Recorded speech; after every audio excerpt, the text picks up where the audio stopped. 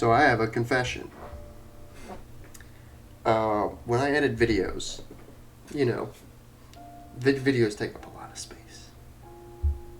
So when I'm done with them, I delete them. Because I don't need the recorded footage anymore. I have the edited video. What I did yesterday, or what I did last time, is I recorded 2 episodes. I wasn't planning on it because I didn't realize how long this game was going to be. So, I recorded 2 but did 1 long recording. When I finished editing the first episode, I deleted the second episode by mistake.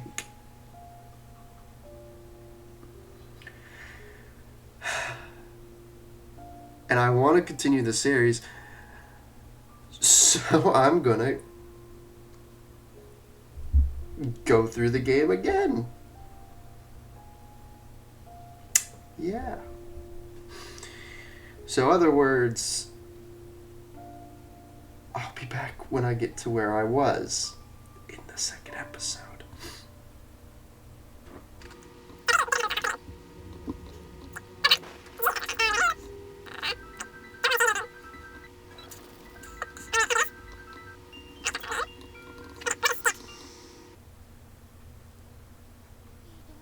Okay, that didn't take very long.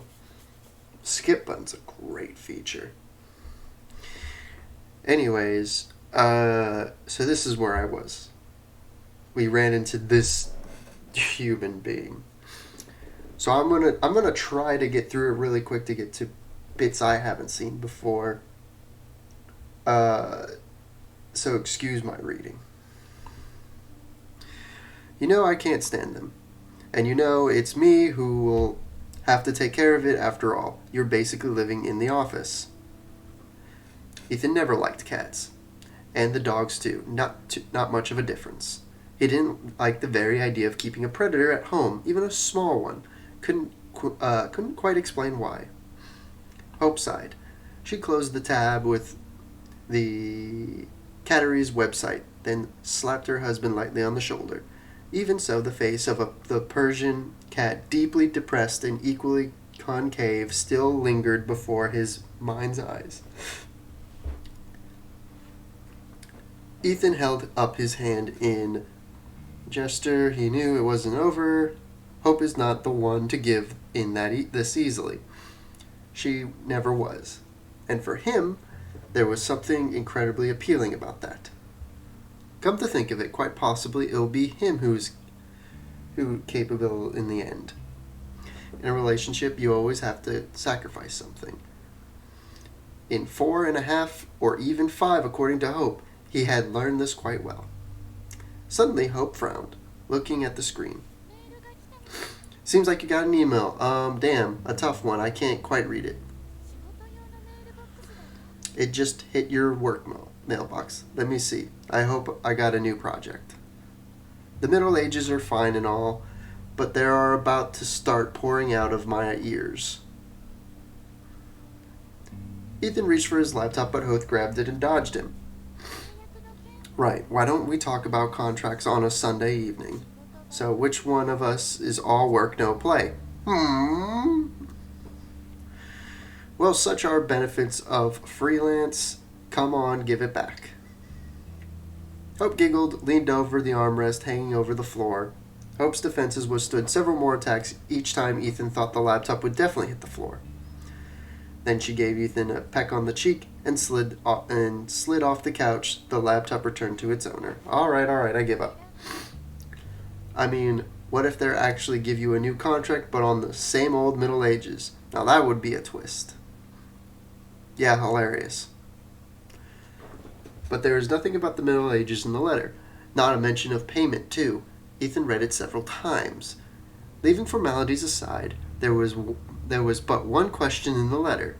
Ethan, or rather the part of him that was responsible for finding the accurate answers, got immediately engaged by the wording. What is Selene? Ethan rolled the question around his mouth as if tasting it. At a glance, the answer was simple. Ethan's real passion was the early Renaissance, but he was a history consultant after all. At least he liked to think of himself that way. The agency was paying for him for a reason. He needed no research to tell that Selene was the goddess of the moon in ancient Greece.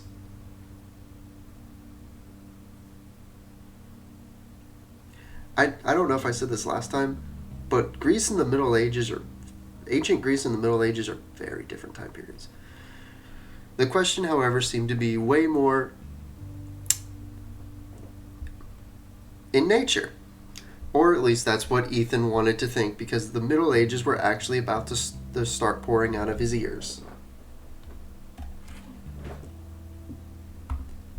He always diving into his work completely and living an age where madness, curse, and death are constant, continuous in an exhausting trial. He needed some direction. Of course, he had a part-time job with online courses, but the platform where he lectured wasn't planning anything new just yet. All in all, the request looked interesting, if not for the one small matter: the payment. Or rather, the lack thereof. Ethan hesitated. The sender's name seemed familiar. He searched the email addresses and found out that they had already worked together on a couple of texts. Both times his efforts were duly paid for by the agency. Ethan never worked for free. It was his principle, but rather a matter of necessary. The problem was the fact that Ethan loved what he was doing too much, and if you are trying to make money from what you love, that's a slippery slope. A free service there, an unpaid consultant here, and then you go back to splitting the sheets protectors 8 hours a day, watching your dreams rust away. Besides, Ethan didn't want to let Hope down. Of course, she supported him when he decided to go freelance, but Ethan never wanted to take advantage of that. No, that wouldn't do. He works only under contract and does not give free consultations. Just as he was about to give that as a response, Hope's fair head popped from behind the door. "Are you coming?" On the walk, Hope brought up the cat thing a few more times. Ethan protested absolutely. His thoughts went back to the letter again and again, to that question. The more he thought about it, the more he wanted to find the answer.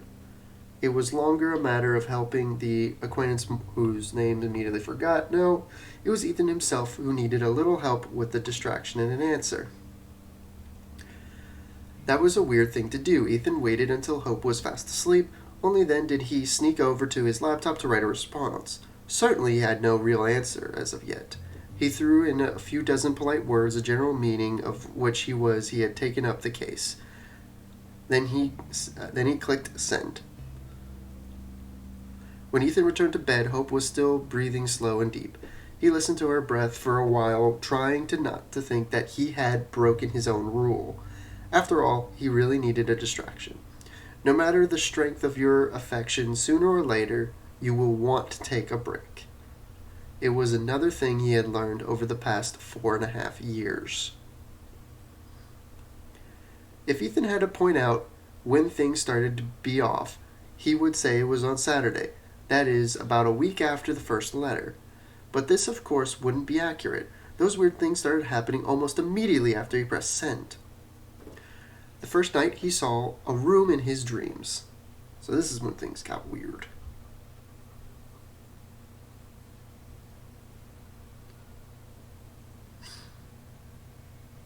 A chip white ceiling, similar rough walls, lit with fluorescent lamps.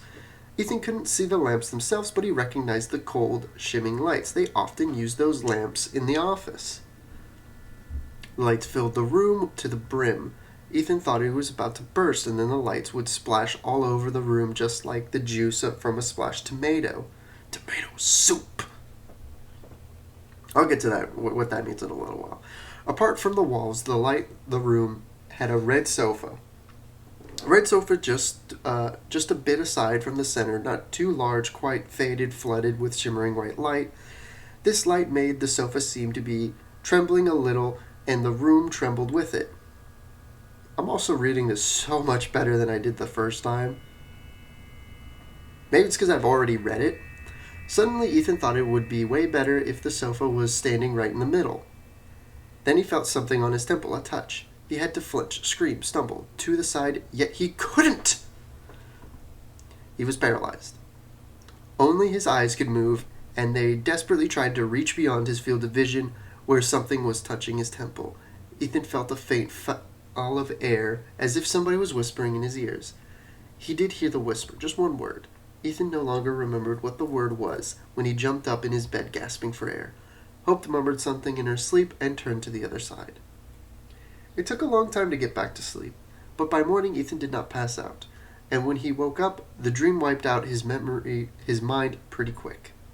The task had interest in much more than some muck spilling out of his subconscious. He was thinking about the task while he was chewing on the morning toast, driving to the bank, all the way back. It was just like the Christmas present waiting for its time in the closet. The more you tell you shouldn't think about it, the more you do.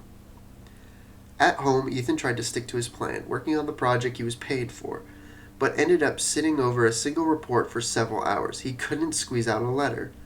To hell with it. After all, he was almost done with his current project. He wouldn't be much of a problem if he presented the results a bit later on it, would it?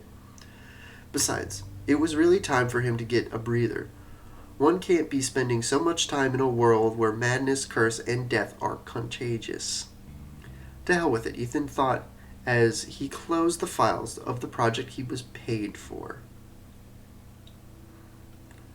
There was plenty of information, but Ethan knew he would not get the right answers right away.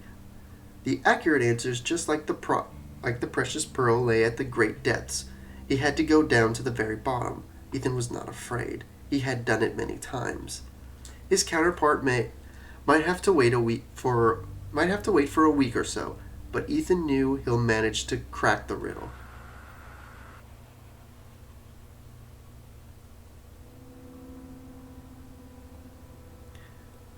What he didn't know is what else could be found in those great depths.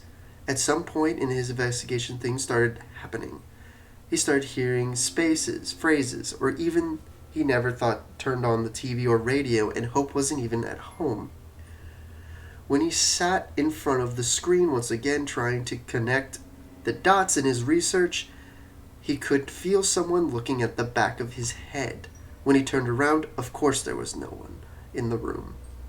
Eventually, God, I've seen all this and it's still creeping me out. Eventually, he taught himself not to turn around. He just got angry, pushing fingers into his temple when the familiar feeling appeared again. Spooky. He started losing things, or rather things would disappear then appear in the strangest of places. One day he found his pencil in the freezer stuck in minced meat. That word. Even when that word melted down, he couldn't pull the whole pencil out. Although Ethan got was a bloody stump.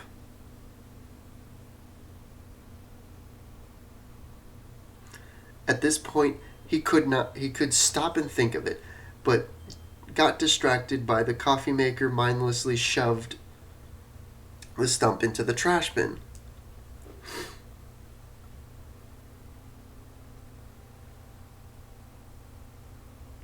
There was something wrong with the shadows, too. They became sharper, thicker, deeper, and it was the case in the whole apartment. Sometimes they moved. Of course, Ethan only felt like they were moving. It couldn't have been any other way. Ethan didn't really pay attention to any of this, just like he did with that dream he had. All these seemed familiar, very familiar, as if he had already experienced similar things during the period of intense work, when his nervous system was exhausted by the workload. There was always a rational explanation, the stress, or those new, much more environmentally friendly light bulbs that Hope had installed all around the apartment. Besides, it's so easy to dismiss this sort of thing when you deeply invested into something, and this question really got Ethan involved. Every time he seemed to get it right, he thought it went off. Like he was climbing a rock. but a safe ledge suddenly turned slippery, and the next thing he knew, he was at the bottom again.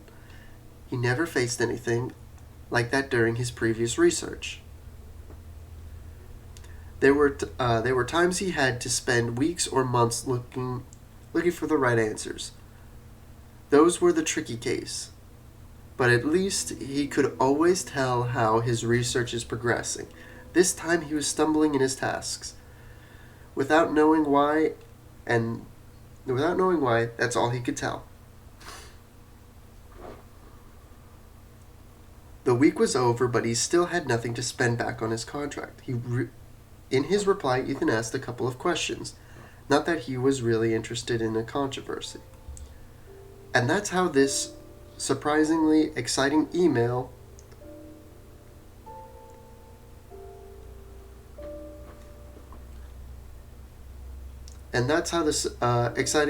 controversy started with. Ethan's contact grew to be something more, something of a friend maybe. He never asked how Ethan's work was progressing. This was the question Ethan asked himself. The answer was never good for him. Of course he started sleeping badly. Falling asleep was easy, but he woke up many times during the night, sometimes in a cold sweat. Ethan could not remember his dream. That night he woke up about 3 or 4 times. At first, Ethan was lucky enough to fall asleep almost immediately after he woke up. But at some point, his eyes got open again. This time the sleep wouldn't come. Ethan felt terribly thirsty. He found no slippers on the usual spot. The noise could wake up Hope, so he decided not to look for them and only regretted approaching the kitchen. The floor was bloody cold. So cold that Ethan unconsciously looked down. And then this is the part I'm going to have to censor this. There's not much to see. It's just the outline. I just don't know how strict YouTube is. And when he was looking up again, he saw a shadow. No doubt the shadow belonged to a woman, a naked woman. Ethan could clearly see the point of her nipples as the shadow turned around. No wonder it's freezing cold here. The shadow moved slowly along the wall, floating into a rectangular pool filled with the moonlight. She was dancing. She was dancing and humming. Silence in Ethan's ear was her music. Ethan was watching her, unable to move. He was paralyzed, just like back then in his dreams. But he did not remember it. At that moment, he didn't remember anything at all. Couldn't think about it at all. What is this? He felt an itch in his eye. Urged to blink. For a fraction of a second, he could only see the thick, vicious black. When he opened his eyes again, there was no shadow anymore. The glowing rectangular shifted its place and now lay on the kitchen floor at Ethan's feet. He could see the cold white light flowing into the seams between the tiles on the floor. For some reason, he took a deep breath and then stepped forward into the rectangular of light. Nothing happened.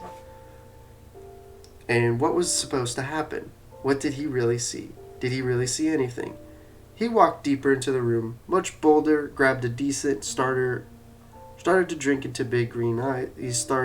Water streamed down his chin, hitting the tiles of the floor, pulled into the seams.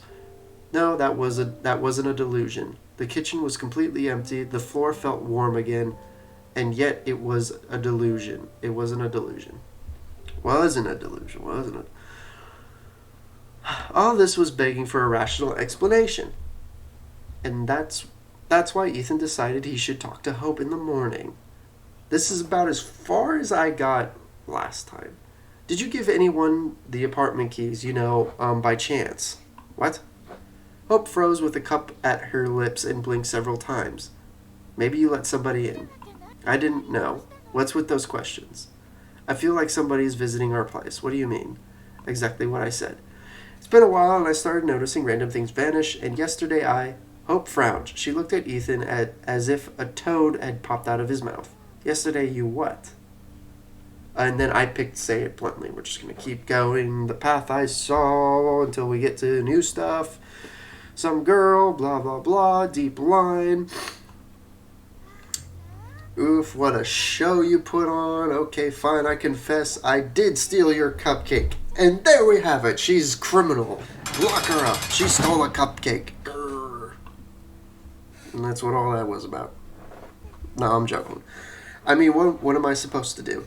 I barely see you lately, so sweet pastries are my best shot to get some fun at night.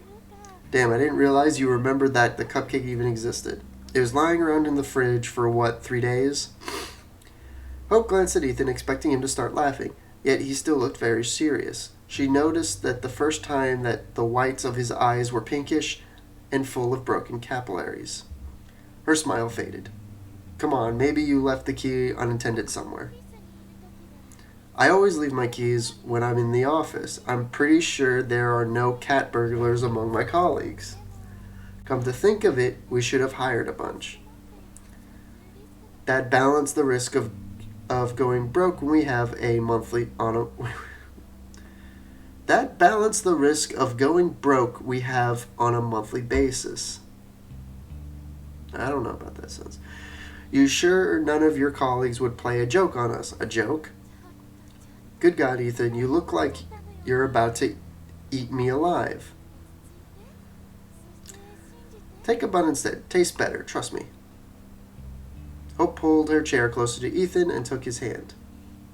Please, hon, promise me you'll take a break after the project of yours is finished. I mean, one psycho's enough in our family. You promise? Ethan suddenly felt like a total idiot. A tired total idiot. A naked girl in their kitchen. Yeah, sure. He probably overworked to some point he started being delirious at times. Maybe he even walked in his sleep. He squeezed Hope's fingers lightly. I promise. I'm sorry, I'm a moron. I probably stopped seeing the difference between dream and reality. Why don't you call Laura? No, a shrink is the last thing I need right now. My bad. My bad, sure, but be just too cruel. What I need is to finish that project. After that, all the gears in my head will fall into place, I give you my word. Don't be like that. I mean, there's no need to start full-fledged therapy anyway. Sometimes talking your worries with a professional is all it takes to feel better. At least I shouldn't have to have pressed you on it. I get that you have enough problems of your own right now. How's it going with your new position? Hope rested her head on his shoulder and shrugged. Not fired yet, apparently. Seriously, though, I haven't figured it out yet. Those new responsibilities are exciting, but I always feel like I'm 10 times slower than I should be. I should probably get ready for a nice, fat piece of overtime by the end of the month. Ethan kissed her forehead, closed his eyes, and squeezed the bridge of her nose. Well, I'm not ahead of the department as of yet, but I seem to have the same stuff on my plate.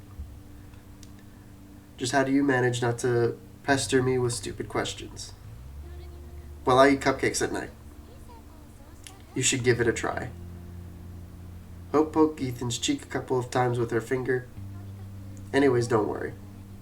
I didn't give my keys to anyone, and the only cat anything I've let inside was an actual stray cat. Now that I think about it, it's been ages since we've had any company. Maybe we should, a cat?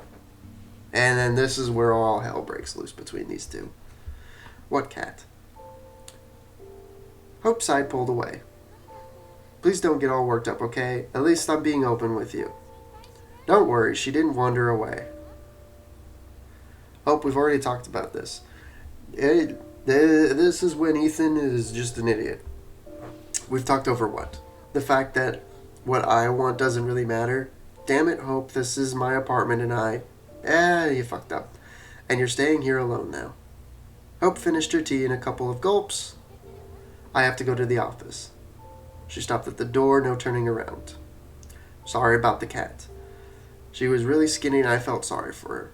I also feel sorry for myself, Ethan, because I'm lonely. Really lonely. This time Ethan felt like an angry idiot. He got up from the table and reached for Hope. Hope, I don't. I will start crying. It'll take time, and I don't have any spare right now. See you tonight. See you tonight. And that's where he fucked up. Okay. So I still... Oh, wait, I don't have the other one. Interesting. Maybe I get it in a moment. So this is where the tomato soup comes in. I don't know what is about the tomato soup.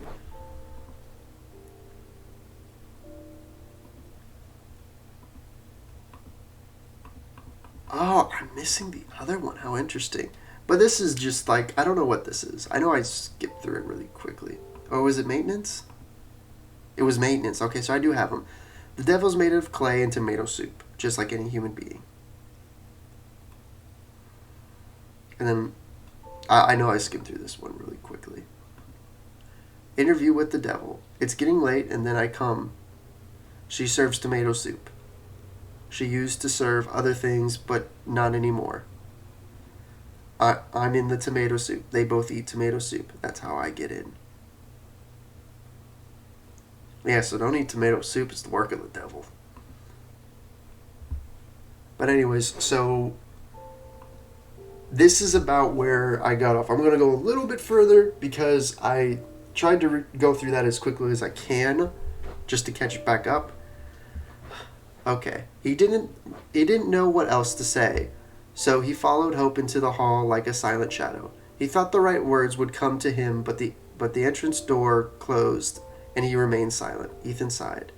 He regretted his decision to talk about the night episode. He regretted how the talk turned out. He felt sorry for himself and for Hope. And he should. He fucked up. After all, Ethan was well aware that he really didn't spend enough time with her. At first because of the agency project, now because the question to which he still could not find an answer. It was time to end this. He was going to make some coffee, then he'll open up the laptop, write up some answer. It won't be an accurate one, but it's really time to finish that work marathon. After all, he doesn't even get paid for this time. Ethan nodded to close the door and turned around, ready to execute the plan. That's when he saw her. Just for a split second. But damn it, he saw her. A black-haired girl flashed in the doorway one of the rooms. Not even flashed, but drifted. Ethan's mouth went dry. Shadow? Of course, there was no one in the room. This has gone too far. Ethan had gone too far. But he couldn't turn back, even though he was going to. He didn't even make any coffee. He wanted to get rid of that question. Get a good night's sleep and forget about the whole thing. Forget about the shadow that danced in his kitchen. Forget about the pale silhouette that wandered through his apartment. That silhouette's gonna kill you. Forget that at this very moment someone is looking at the back of his head. And that look makes his skin feel as cold as the kitchen floor last night. And the hairs, one by one, stand on the end. You're gonna die. Ethan clenched his teeth, not with anger, but with some new emotion he couldn't name. The blood hummed in his ear, louder and louder. It will all be over after he writes the letter. It'll all be over. Ethan opened his laptop. His hands were shaking. He was putting his fingers over the keyboard with the cell phone ring. Ethan flinched. He stared blankly for a few seconds as the vibrating rectangle of glass crawled across the table. Don't. Do not answer. Don't do it. Suddenly he grabbed the phone and pushed the accept button. Ethan himself didn't know how that happened. He just did it, that's all. The phone pressed tight against his ear. He waited for a hoarse, gargling voice to call his name and tell him to look behind. Or what is supposed to happen in a case like this. Ethan, Hope? Were you expecting somebody else, you dolt? Okay, sorry, I'm super uneasy, and so I'm talking nonsense. Yeah, I'm uneasy too. And that was completely true. I'm distracting you right now. You are. I'm very happy about that. Go on, please. That's great. Look, it didn't come off well at breakfast, right? Yes. I'm sorry. I'm being awful. No, I'm sorry. Both of us have it hard. So let's try not to fight, okay? Great idea. Why don't we go out tonight? Say for groceries. Counts as going out if you ask me. I'll go crazy being coped up like that. Oh, so that's what's driving me nuts? Should go out for zucchini more often? So what do you say? Okay, we're going to buy all the zucchini tonight. Hope laughed. Ethan suddenly realized that the blood wasn't buzzing in his ears. No one was looking at the back of his head, and if he turned around, he would only see Hope's socks that she left on the chair again. Okay, so we're going to save. So we got a little bit further this time than I did in the previous episode. Mostly because I was upset that I accidentally deleted the episode. But we've got this one now. I'm going to get this one squared away, edit it, and we're going to keep going in a little bit. But I want to at least get to one. I don't think I'm going to do multiple endings because I think this game's got a lot of endings. We're going to do at least maybe one, unless everybody starts chanting, we want more endings, we want more endings, and then maybe. But other than that, I'll see you guys in the next episode.